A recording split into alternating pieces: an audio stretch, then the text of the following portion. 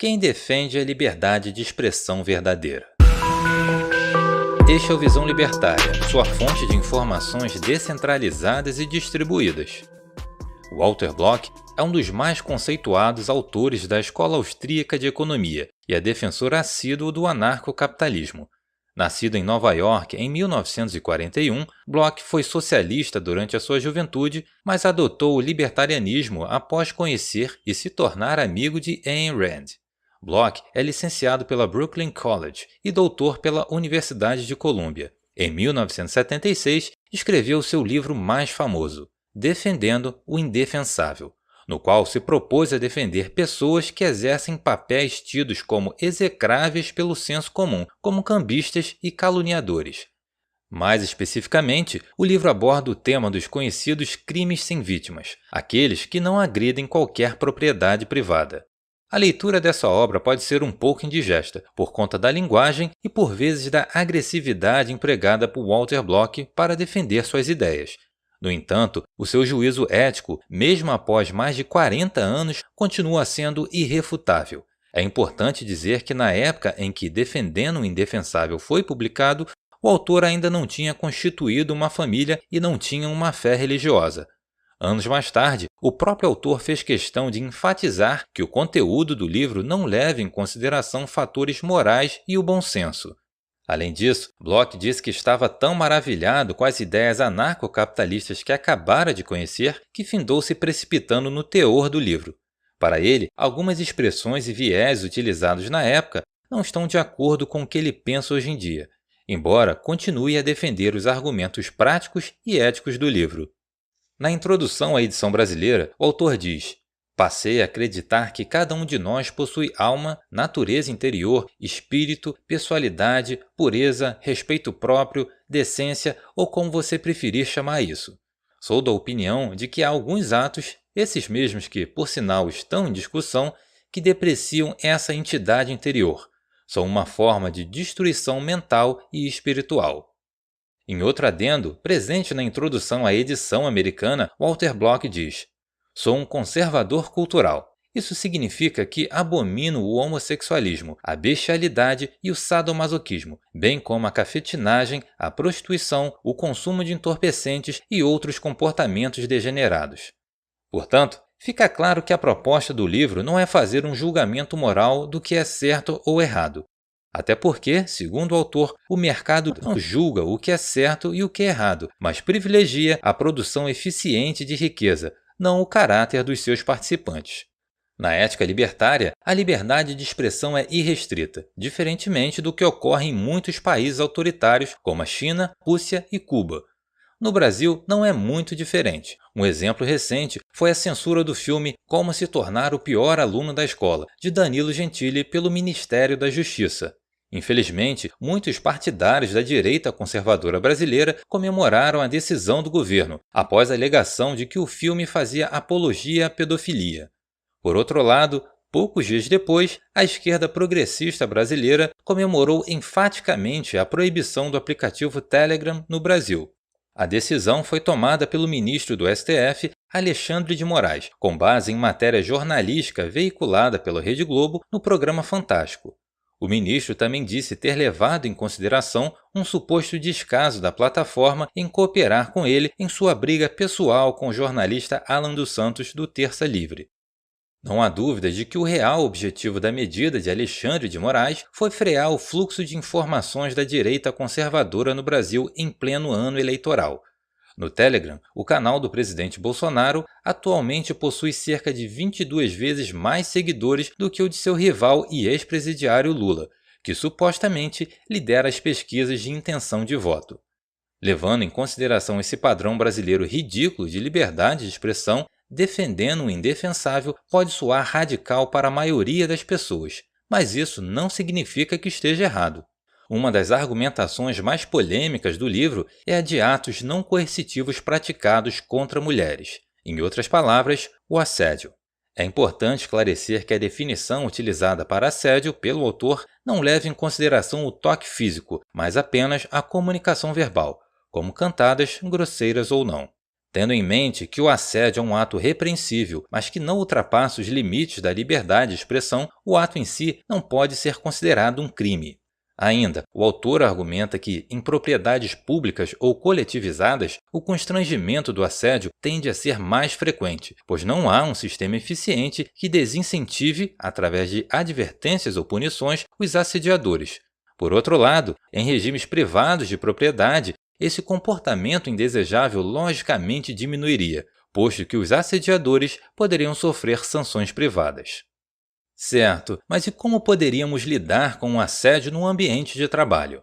Para analisar esse tipo de conduta, precisamos entender um conceito chamado diferencial compensatório, mais popularmente conhecido como insalubridade. Para isso, vamos imaginar o seguinte cenário. Atualmente você possui duas propostas de emprego. Na primeira, você trabalharia em uma fábrica antiga, sem ar-condicionado, sem banheiros e com carga horária convencional de 40 horas semanais. Na segunda, você trabalharia num escritório na Avenida Atlântica, no Rio de Janeiro, com uma vista belíssima para a praia de Copacabana, com direito a refil de água de coco e uma jornada de apenas 20 horas semanais. Digamos que, em ambas as propostas, você receba o mesmo salário.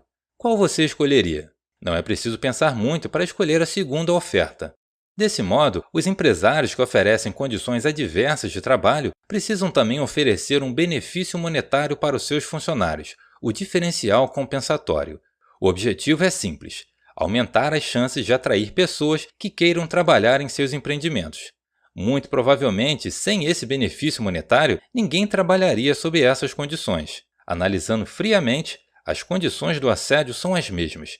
Economicamente falando, uma funcionária que é assediada verbalmente pelo chefe receberia um diferencial compensatório, formal ou informal, para aturar esse constrangimento. Em seguida, Walter Block aborda um tema sensível, sobretudo para as feministas. Afinal, é verdade que homens recebem mais do que mulheres para exercerem a mesma função? Bom, essa resposta é óbvia, e apenas as histéricas feministas insistem em dizer que sim.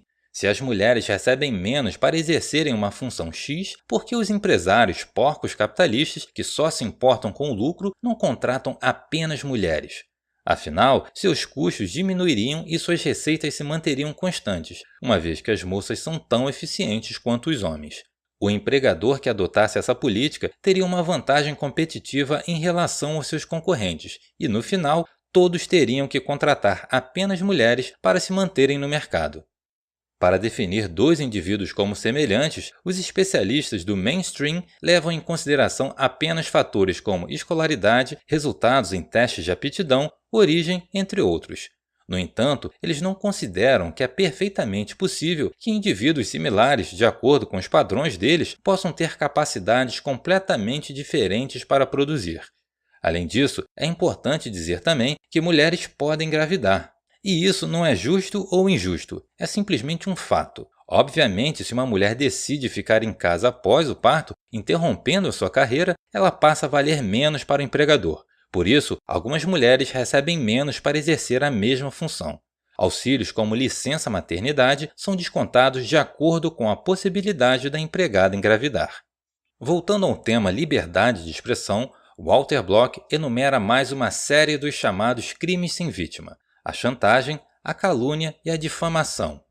Resumidamente, a chantagem é uma oferta de comércio. Normalmente, negocia-se o silêncio por dinheiro.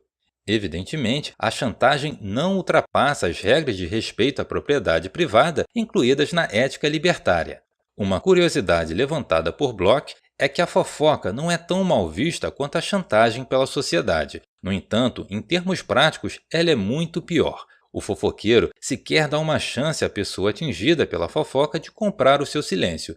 Ele simplesmente espalha informação a troco de nada. Mas a fofoca possui um status social muito mais elevado, chegando até a ocupar espaços privilegiados em jornais, revistas e programas de TV.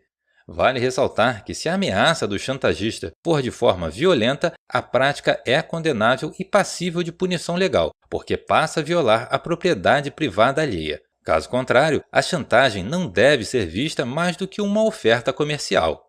De todas as limitações da liberdade de expressão, a mais injustificável é a difamação. Se proibissem tudo aquilo que ofende alguém, deveriam proibir também críticas, sátiras e qualquer outra coisa que pudesse vir a depreciar a reputação de alguém. Na ética libertária, a imagem que os outros têm de você não são sua propriedade e, portanto, você não pode arbitrar sobre isso. Da mesma forma, a calúnia é a veiculação de informação falsa de que alguém cometeu um crime real.